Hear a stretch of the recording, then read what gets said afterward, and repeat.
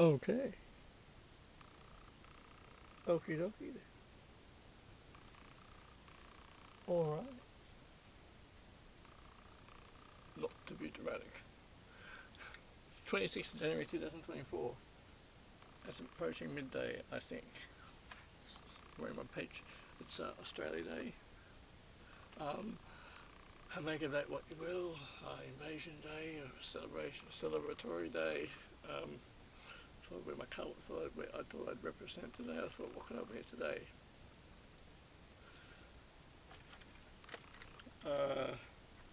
Have I ever been overly patriotic?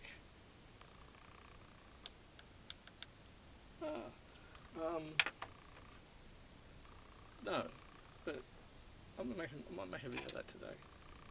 I did a video of it today. Okay. Part 2.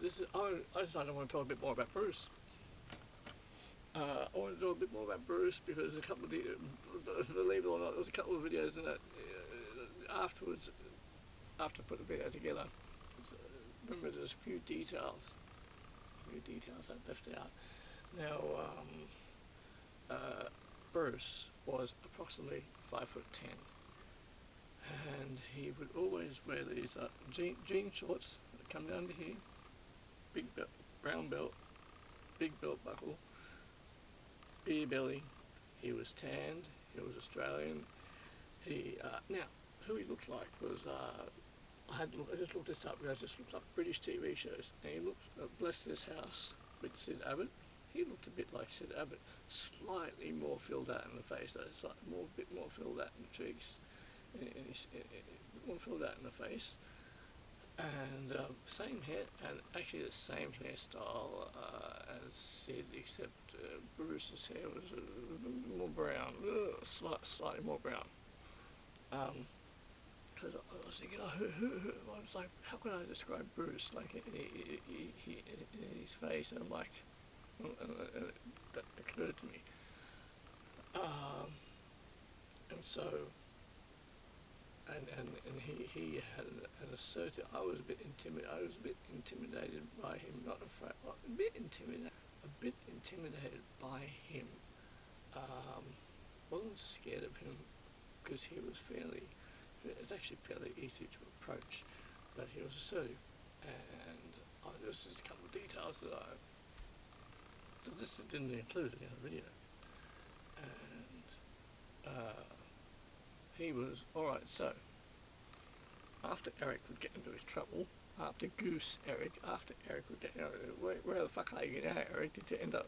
Let me see. Either ended up in Long Bay, or out at Mount Druitt, or Seven Hills, Toongabbie somewhere. And I realised just had a bit of think to myself about this yesterday evening, and I thought, right, so when I was 17, he was probably about 22. That was probably the basic age. He was about 22 because he got inked. So I'm thinking, at around about the age of 23, Eric, did you knock someone up from Mount Druitt or Seven Hills, knock some girl up, she got pregnant, decided to keep the baby, and you became a father in what, 93 or something, and the thing was, I realised, I say, oh man, your kids are like 24 years of age now. They like you. Was Bruce disappointed in the lot of you? And what I was going to say was Bruce. Oh, that's right. When Eric would get into his trouble, right? When he'd shoot off the lebs, he got rid of them. They were just dyslexic and autistic kids who couldn't function that well. Bruce would give Eric a good hard clip across the ear. He didn't like his crap. He didn't like trouble coming back to his house. He didn't appreciate it, and at all. And so Eric would, I think his name was Eric, he would receive a good hard clip across the ear. Bruce didn't like it. Now, Bruce reminded me, reflecting back now, so Bruce was 60, let's just say he was 60 in 1990, which means to go back 30 years, so he's in his 40s, in about the 1950s. That would have been his kind of era, because Bruce had that vibe, that 50s vibe about him. He was a kind of 50s orientated guy, and the sense I got from him was he looked like he'd been in a bikie gang in previous years. It looked like he'd been in a bikie gang in previous years, and maybe he'd lived that lifestyle, but he'd left them. He didn't. It was detached from them now, and it was just chilling out. It was just detached from that. Okay. It's about an hour later. I'm upstairs putting this to a shot cut, and I've forgotten to mention a few things about Bruce. Bruce never wore a t-shirt, and he was heavily inked, and many of his tattoos were old-fashioned tattoos from the baby boomer era. He had the sailing ship, and I think he had a knife with a snake on it or something. I can't remember his the mermaid or something. And his chest was it was all inked. And look, in regard to the bikie gang, I don't know if he was ever involved with the bikie gang. He just sort of had that look about him. But he was a kind of a regular guy who I thought was interesting. In fact, I thought he was a bit fascinating because he had the odd charm about him, and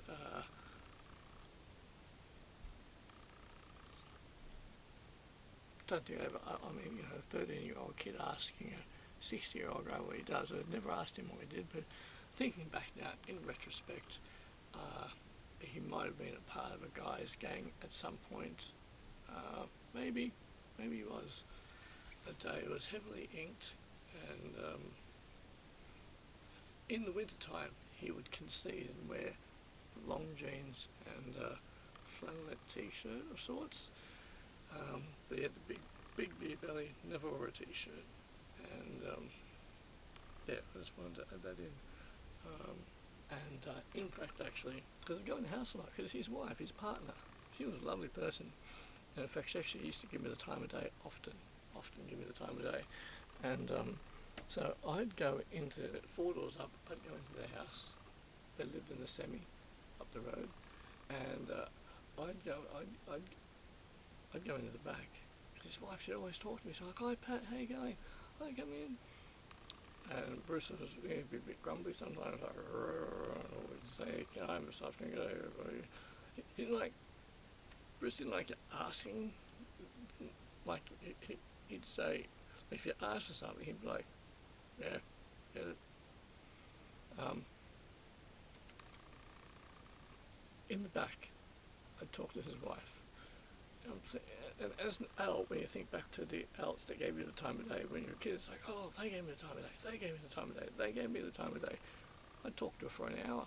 I don't really remember what about, but we'd spoke for an hour, and she'd be like, oh, that sounds interesting. She's like, well, I used to have conversations with her. And in the house itself, it was a fairly conservative house, and I do remember there was a picture of Bruce in his younger years in an army outfit. I think he'd served in the military. He never spoke about it. He never talked about it. But there was a picture in the lounge room, and I could see it. I'd be like, oh, I never asked him about it, because I would always have to time it when I would approach Bruce about something.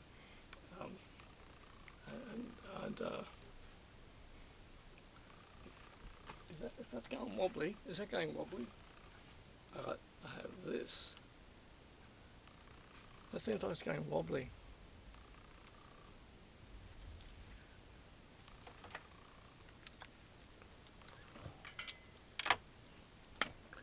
Technical changeover. Can't have dead air. We have technical changeover. And so what would happen was, this clicks in.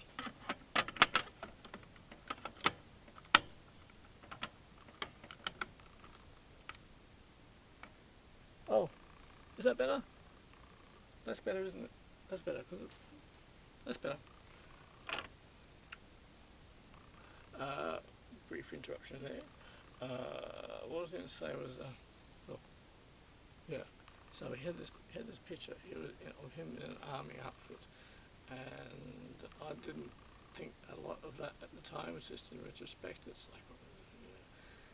So he had the army discipline, because he had a discipline about him, and he was rigid. He was, I don't know, he was tough. He was just rigid, and it would seem, I thought, when I was 13, and I'd see him with his hose in the backyard, he'd be watering plants. I thought it was odd that a man of his stature was watering plants, just to a 13-year-old. I don't know, at the time, my perspective, I was like, oh, he's watering plants. Now, it makes total sense now, total sense to me now, and from some years going back now, I thought to myself, just like an hour ago, I thought, good enough there, if I aim that here, is that better? And I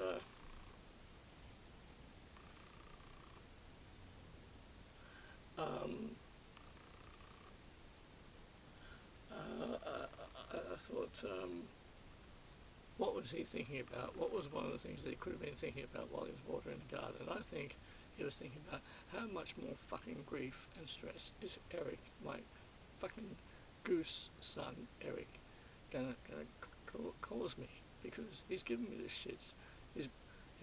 Every time he goes to Campsie, there's kids following him home, and I'm a bit fucking sick of it.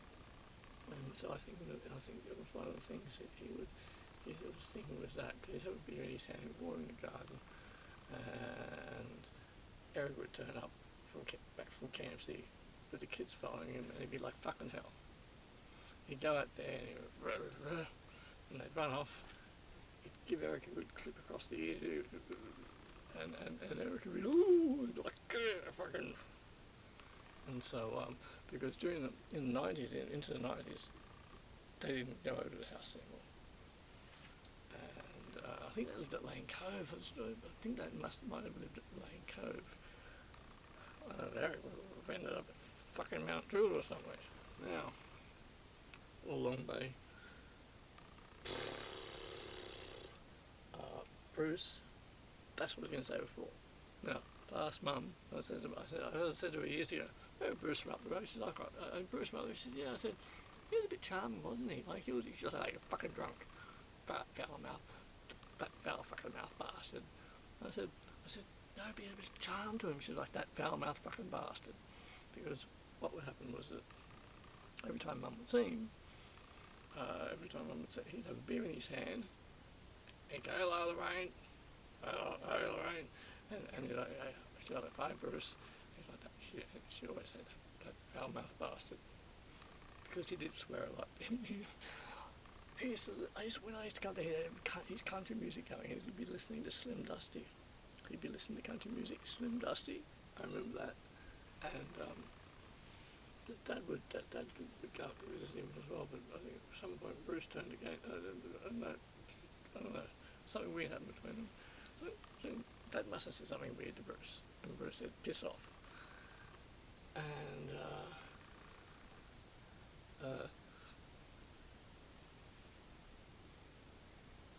I thought that he had a charm about him. He had character. Looking back now, I've got a bit of a woman's man in a sense, a bit of a rough road, and that foul mouth bastard. Yeah, stood 5'10", beer belly, beer in hand, garden hose in the other, and I thought he had an odd charm about him, and he didn't like any of the fucking trouble that See, Hori and his brother were, say, my age, maybe a year younger. They didn't bring that trouble. But when Eric would turn up once a month or whatever it was, trouble. He just attracted it, and Bruce just annoyed him. And so yeah, Bruce didn't let that lay. He was ticked off about it. And yeah, he had some sort of army discipline.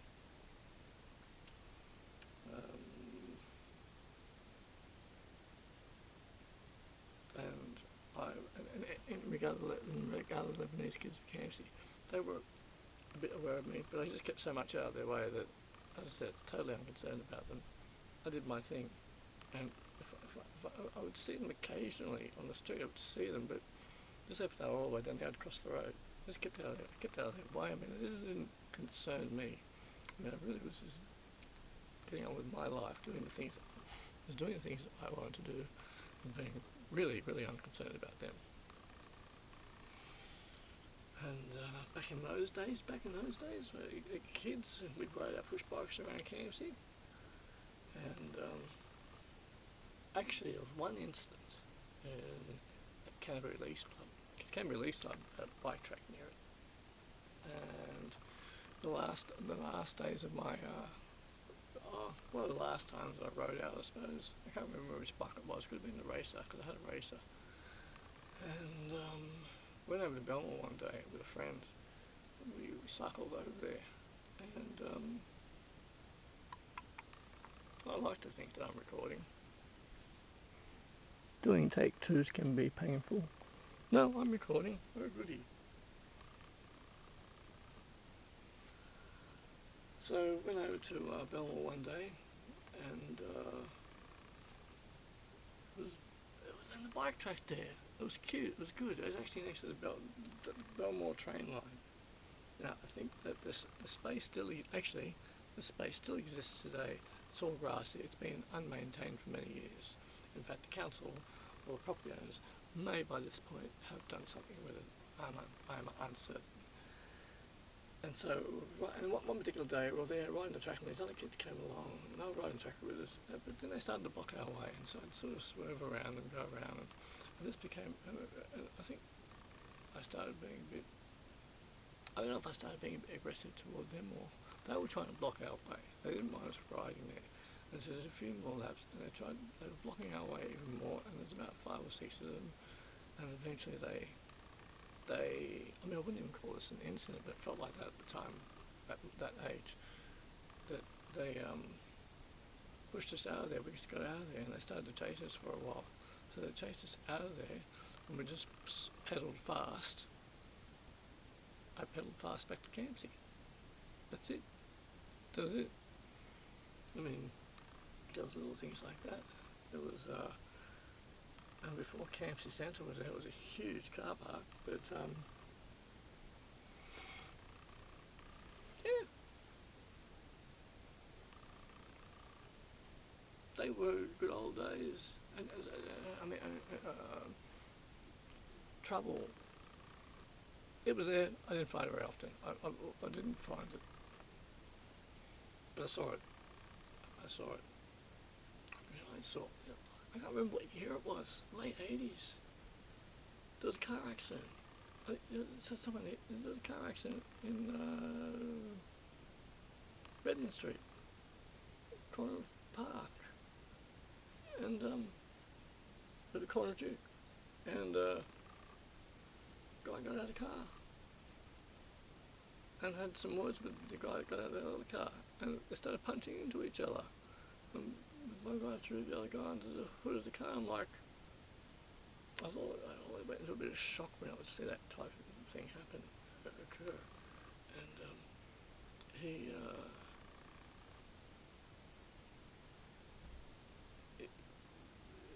were punching into each other for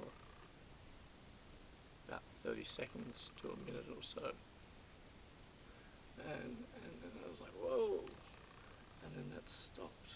I think they got tired out or something, but that kind of thing did happen. And I mean, I witnessed that when I was growing up.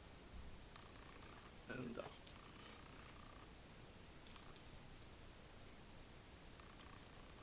I was mucking around with someone once, a friend of mine. He's about 5 years older than me. I'm mucking around with him once, and I went, he's like, Pat, never do that. From here to here, you'll lose all your energy, and it gives them heaps of time to do many things. It's this. And if someone comes at you, like do this. If you do this, they end up over here. I've never had to. I've been in a situation. I was in a situation. Oh, it's exhausting. I was in a situation in 2004, and he said to my friend said to me, he said the alternative is to act like a crazy person. Saw a person in the street, started acting like a crazy person, and so something happened in 2004. I was approached by two people on the street in Redfern. I started acting like a crazy person, and they were like, "What the fuck?" And they were like, they and someone I knew, Joe, actually, my ex, I was with her at the time. She actually happened to, I think she drove by. Someone drove by that I knew, and yeah, my friend who I see him a few times a year. He lives in Bexley, and he's very good with the martial arts. And at the time that he was showing me about the 1-inch punch and all that, and I said, how often do you, I think years and years ago, I said, how often have you had to fight? He says, I don't, I never do. I said, have you ever been in a situation? He says, yeah, I act like a crazy person. So, he said, I act like a crazy person. He said, I don't fight, I never fight. And also, I've never either. A verbal, I converse. I've been in situations where I converse. And you know what? I'll just say, oh, I'm really sorry. I'm sorry about that. But I'll say sorry 5 times. Just because you don't want to fight. So if I'm in a thing, I'll be like, oh, sorry, mate, I'm sorry. Or I'll say, oh, excuse me, look.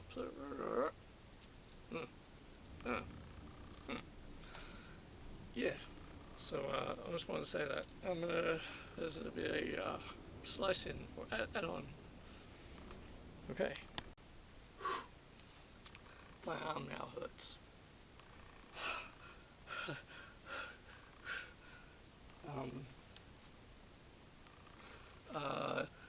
So yeah. Now Bruce, he was a no mucking around guy. He came from that era of the 1950s. No mucking around, and I thought he had a good. He thought he had character and charm about him, and it wasn't his problem. The problem came to him, but he took care of it. He took care of it on the spot. He didn't like it. Eric, Bruce didn't like you.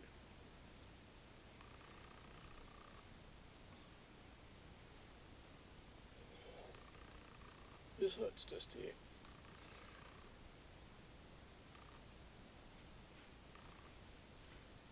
Okay, now. Alright then, well I just wanted to speak a few more words on Bruce, and Bruce never went down to Campsie RSL. I think Dad invited him down there a couple of times, but I don't think Bruce wanted anything to do with it. He served in the military, he's been in the army, might have been in a war. Never talked about it. Never talked about it. Bruce wasn't the kind of RSL guy. He just did his own thing. Did his thing. Never. I never saw him at the RSL club ever. Because I think my dad would say, come down to the RSL club, Bruce, to come to it. And Bruce said, not interested, mate. Not interested. And, yeah, alright.